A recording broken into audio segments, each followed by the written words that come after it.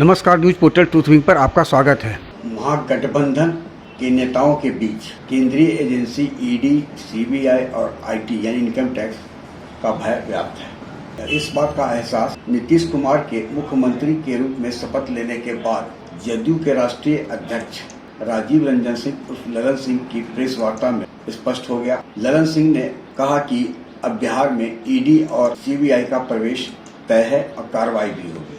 उसी तरह छत्तीसगढ़ के मुख्यमंत्री ने रांची में झारखंड के मुख्यमंत्री हेमंत सोरेन की मौजूदगी में पत्रकारों को बताया कि यहाँ लोड कम हो जाएगी। अब ईडी और सीबीआई की कार्रवाई पड़ोसी राज्य बिहार में देखने को मिलेगी। वहीं उप मुख्यमंत्री तेजस्वी यादव ने भी कहा है कि उनके घर में ही यानी पटना के घर में ही ईडी सीबीआई अपना दफ्तर खोल ले। आखिर क्यों महागठबंधन के नेताओं के बीच ईडी, सीबीआई और इनकम टैक्स का खौफ है? कहीं न कहीं दाल में तो कुछ न कुछ काला है। 90 से 2022 ये 32 वर्ष का कार्यकाल है। इस 32 वर्ष के कार्यकाल में लालू यादव या राबड़ी देवी फिर नीतीश कुमार का शासन रहा है। कुछ महीने का आप बात छोड़ दें जीतन राम मांझी का, यानी मुख्यमंत्री नीतीश कुमार ही रहे। ऐसे में कहीं न कहीं कुछ तो हुआ है ऐसा जिसका एहसास इन नेताओं को है कि गड़बड़ी की तो पकड़े जाएंगे। अब जीतन राम मांझी जब मुख्यमंत्री बने तो उन्होंने बड़े जोर शोर से यह बात कही थी कि बिहार में प्राक्कलन घोटाला होगा, एस्टीमेट घोटाला है। और उसका उनका तर्क भी था कि जो काम 50 रुपये में होना चाहिए था उसका लागत 60 रुपया हो गया, 70 रुपया हो गया। हमारे अमूल एक उदाहरण दे रहे हैं। और सिंगल टेंडर के नाम पर बाहर से एजेंसी को बुलाकर बड़े बड़े विकास योजना का ठेका दे दिया गया, क्योंकि उस पैमाने पर छोटे ठेकेदार या छोटे एजेंसी टिकते नहीं थे और कट मनी पहले ही ले लिया जाता था। ऐसा उस वक्त उन्होंने आरोप लगाया था और कई जो विपक्ष में थे आरजेडी, उनका भी आरोप लगता। स्वाभाविक है, अभी आप महाराष्ट्र में देखे हैं कि 390 करोड़ रुपया की अवैध संपत्ति का पता चला, 56 करोड़ रुपया कैश भी मिला है, 32 किलो सोना बरामदगी हुई है। तो बिहार में इस तरह की कार्रवाई यदि होती है तो इसकी अपार संभावना है। नौकरशाह से लेकर चाहे वो एनडीए में मंत्री रहे, चाहे वो भाजपा के हों या जदयू के, कई ऐसे मंत्री हैं जिनके पास अकूत संपत्ति होने की चर्चा है। कोई पार्टी के लिए कैशियर का फंड मैनेजर के रूप में कार्य कर रहे थे।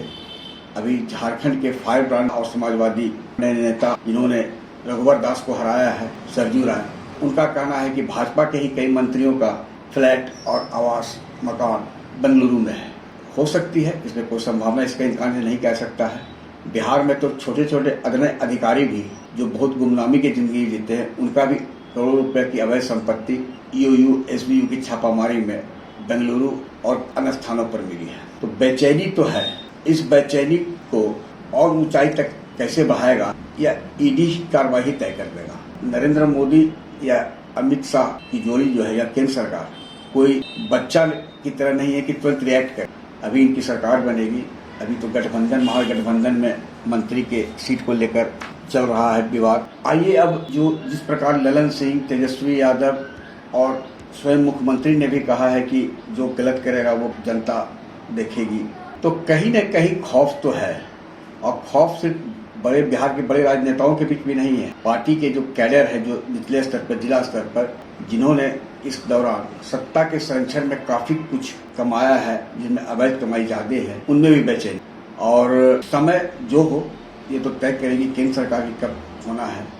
लेकिन कार्रवाई हुई, 56 करोड़ से कहीं अधिक नगद राशि भी कहीं से न मिल जाए, इस बात की संभावना से भी इनकार नहीं कह सकता है। ऐसे कई नौकरशाह हैं जो मुख्यमंत्री नीतीश कुमार के, जो सरकार के आंख के तारे रहे हैं। उन अधिकारियों को लेकर भी ब्यूरोक्रेसी में चर्चा है कि अब उनका क्या होगा, क्योंकि लड़ाई जब केंद्र और राज्य सरकार की होगी तो उसमें तय है कि राज्य सरकार अपने स्तर से भी प्रहार करेगी, लेकिन केंद्रीय एजेंसियां इनसे ज्यादा ताकतवर है। एक चीज आप और समझ लें कि सीबीआई और ईडी की कार्रवाई में क्या अंतर है। सीबीआई जब कार्रवाई करेगी तो सीबीआई को अदालत में यह प्रमाणित करना पड़ेगा कि आरोपी मामले में दोषी है। ईडी में ये बात नहीं है। ईडी की जो पूछताछ में जो भी साक्ष्य आएगा वो अभियोजन साक्ष्य माना जाएगा और उस मामले में आरोपी को यह बताना होगा या प्रमाणित करना होगा कि ईडी का आरोप सत्य नहीं है, गलत है। लेकिन इस बीच ईडी उन्हें हिरासत में लेकर जेल के शिक्षकों के पीछे पहुंचा देगी और ऐसा नहीं है कि उन्हें सहानुभूति नहीं मिलेगी, ये तो अलग बात है, लेकिन अगर 2024 के पहले कार्रवाई हो गई 6-7 महीना पहले यानी 11 साल के अंदर, तो सहानुभूति तो कब, ईडी का स्पिरिट ट्रायल ही कई राजनेताओं की राजनीतिक पाली को भी समाप्त कर देगा। आज कई लोग जो हल्ला कर रहे हैं कि कार्रवाई होगी, तो तय है कि कार्रवाई तो होगी ही। जब इन्हें भय है तो केंद्र में बैठे नेता, राजनेता और बड़े बड़े अधिकारी इनकी अभी बेचैनी को और बढ़ाएंगे, और अंत में जब कार्रवाई होगी तो जनता भी देखेगी, चाहे वो एनडीए में मंत्री, चाहे कोई भी दल के रहे हों, वो एसबीयू की भी कार्रवाई उन पर हो सकती, भाजपा नेताओं पर, और बाकी पर तो फिर ईडी और सीबीआई की मेहरबानी तो होनी तय है। आग्रह है कि इस वीडियो के लिंक को लाइक, सब्सक्राइब और शेयर अवश्य करें। धन्यवाद। नमस्कार।